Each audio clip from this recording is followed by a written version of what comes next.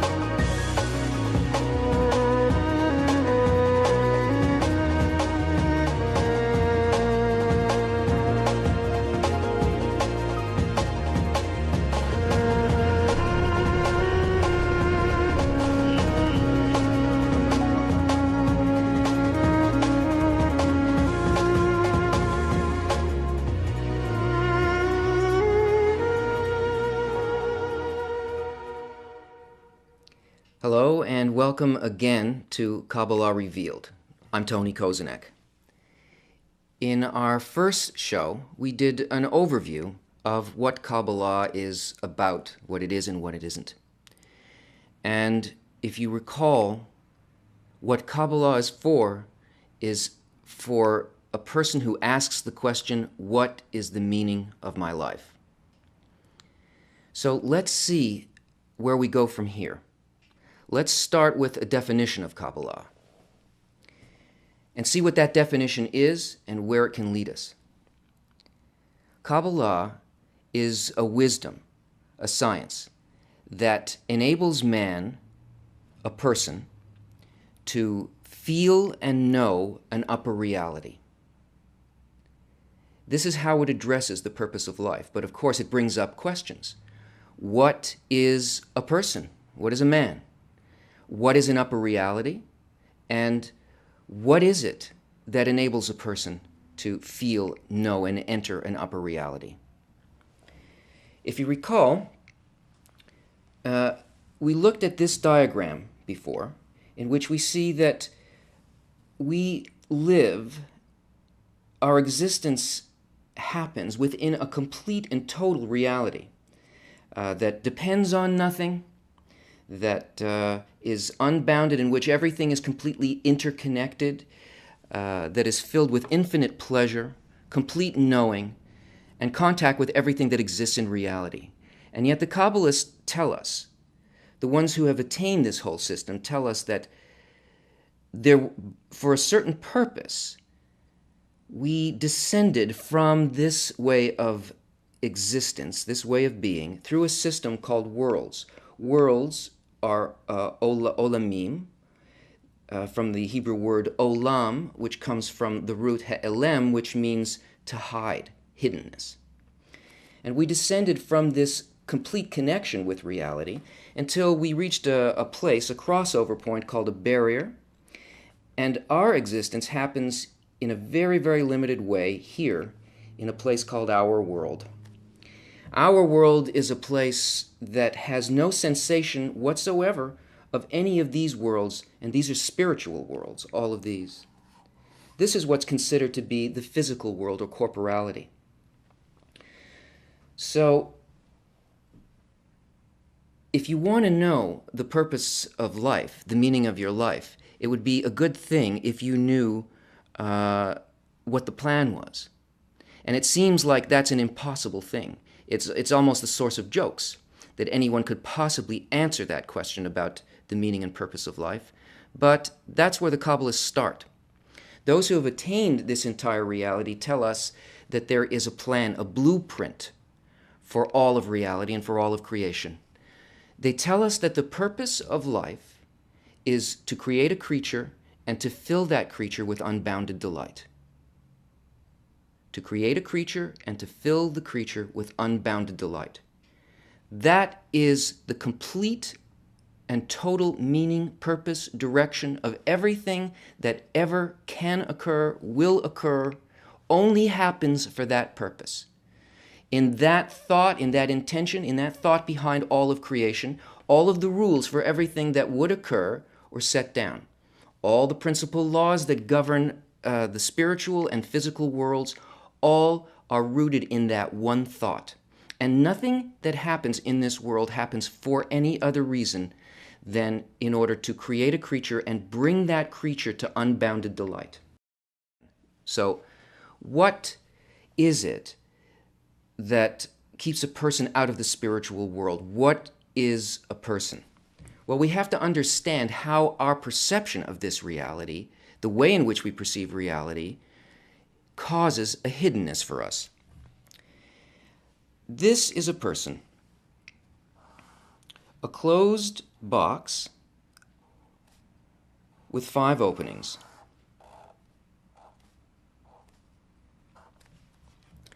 These 5 openings are our 5 senses.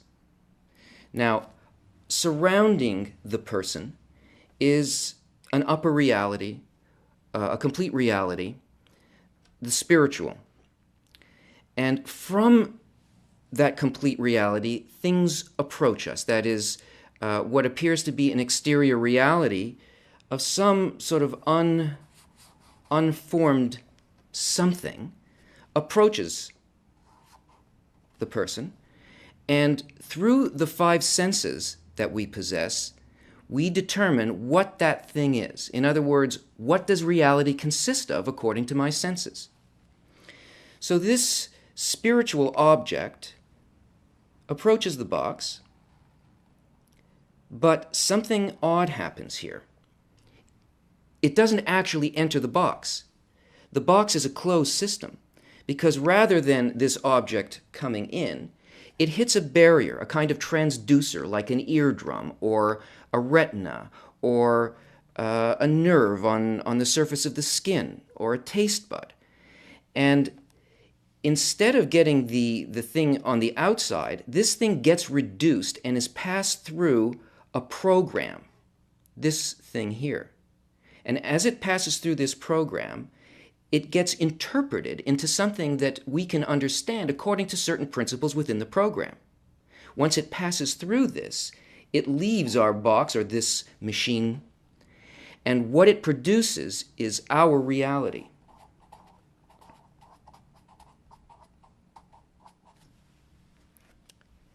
So it doesn't matter how sensitive this sensor is. Let's say it's your eye. It can be the Hubble telescope, or you could be completely nearsighted and unable to see the thing directly in front of you.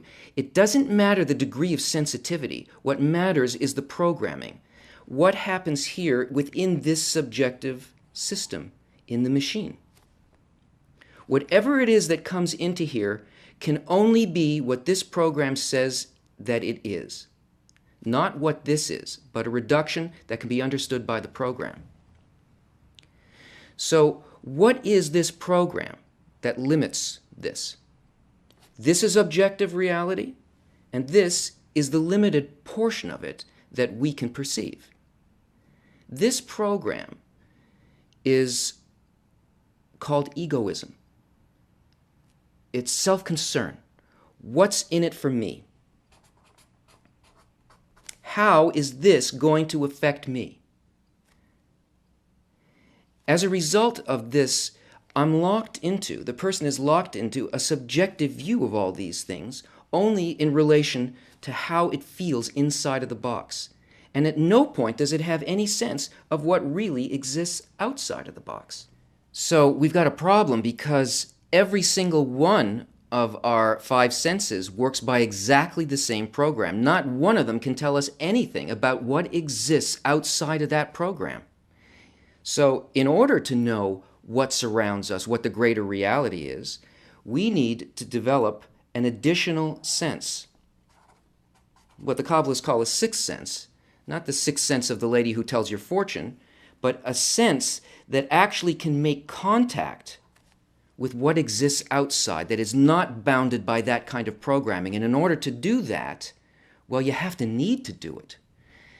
It's not possible to work outside, to build something outside of this box as long as we are satisfied with what's in it for me. But the thought of creation has built in it laws that bring a person to this complete fulfillment. There is a motivating force that allows us to come to the point where we need to get out of the box. And if we understand both what we are, which is the will to receive what's in this for me, that we are built as egoists, but that's okay, because it's actually what we need in order to reach this fulfillment. There's nothing wrong with it. We just have to learn how to use it, how to harness it, and how to harness the force of development that the thought of creation has provided for us. So what is it that moves things in reality? What makes things happen? Nobody does anything in this world, whether it's an inner thing or whether it is a spiritual thing that is beyond this world. Everything that happens only as a result of, well, let's look at it. You're sitting there. You're maybe shifting in your chair, where your eyes are moving to. Maybe you've picked up something to drink. Any motion that you are now involved in is happening only as a result of one calculation. That you have become uncomfortable where you are, that a need has evolved in you, has appeared, and you have moved to a new position or a new situation that you believe will bring you more pleasure than the one that you were in before. This lack and the filling of pleasure and a force of desire is what motivates everything in reality. And this will eventually take a person from the corporal world, from our perceptions of the physical world, the limitations that we experience and the suffering that goes along with it. And it will bring a person, if properly used, past that barrier and into the spiritual world in this way. We all feel desires and we feel them change, but we don't really pay attention to this system that is placed in us by nature well enough so that we can understand what it's doing for us. We all understand that our first sort of grasp of what pleasure is just survival type pleasures. The first category, we see pleasure as and require sex, food, and shelter. All of our efforts, our work, what we perceive around us, the whole goal of our lives has to do with finding and getting these things. And this is a desire that we have in common with animals. It doesn't require other people. We just need this to survive. And once we have this filled, we realize that life is about much more than that, and we can't be satisfied with it. And a second category of desires appears. This is a desire for wealth. Wealth is the accumulation of the first category, so that I'll never have to worry about it again. I will be able to control it. And once we fill this desire for wealth, we come to the feeling that, is that all there is? Something else grows in us. Now, notice that it's not simply that it's another desire that's growing, but it's a greater desire, one that encompasses the one before it. In other words, here we have a small desire and a small filling. And here we have a desire that is grown, and it requires a greater filling. And this one is incorporated in this one. So now, if I can't be filled by wealth, there's a new desire that arises in me, and that is a desire for power. This doesn't happen only to the individual in their lives, but it's happened to humanity as a whole throughout history. The whole scope of history has been the evolution of these desires. Power is the ability to control both this and this. All systems that will bring me the greatest collection of that. Now, this is political power, this is empire, this is control in my job. And once I have that, I can no longer be satisfied with it. I become empty, I feel a lack. And a fourth desire is placed inside of me, a greater, expanded desire for something that encompasses all of that, and that is knowledge. Knowledge is the barrier, in a sense, of what it is that we define as the physical world.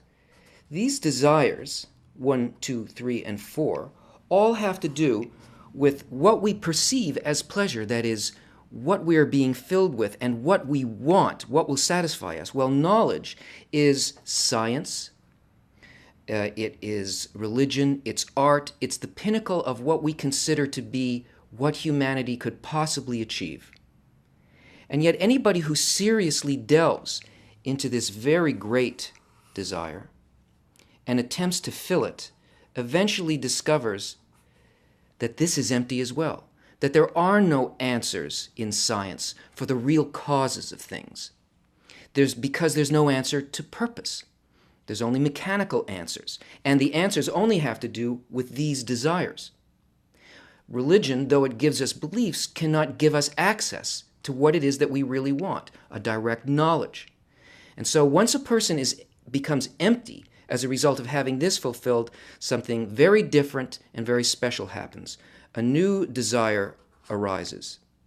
But this desire is not a desire from this world. This is a desire placed within our heart, which is the sum of all desires that we have, both for this world and for what's beyond it.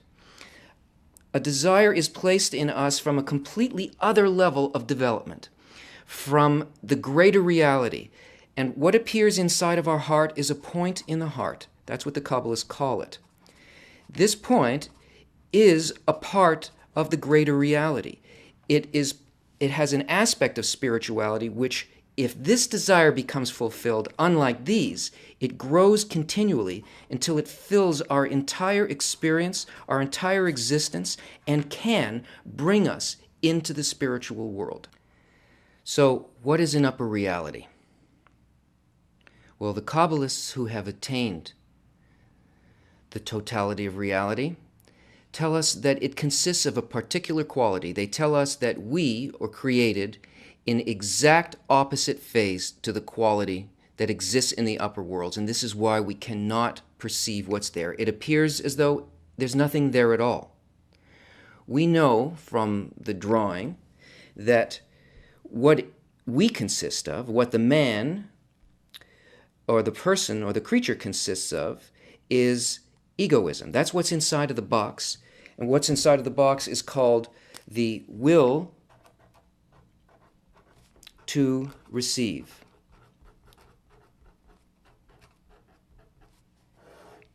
And this will to receive makes us experience limited existence, makes us experience suffering, isolation, and all of the things that we find difficult about life.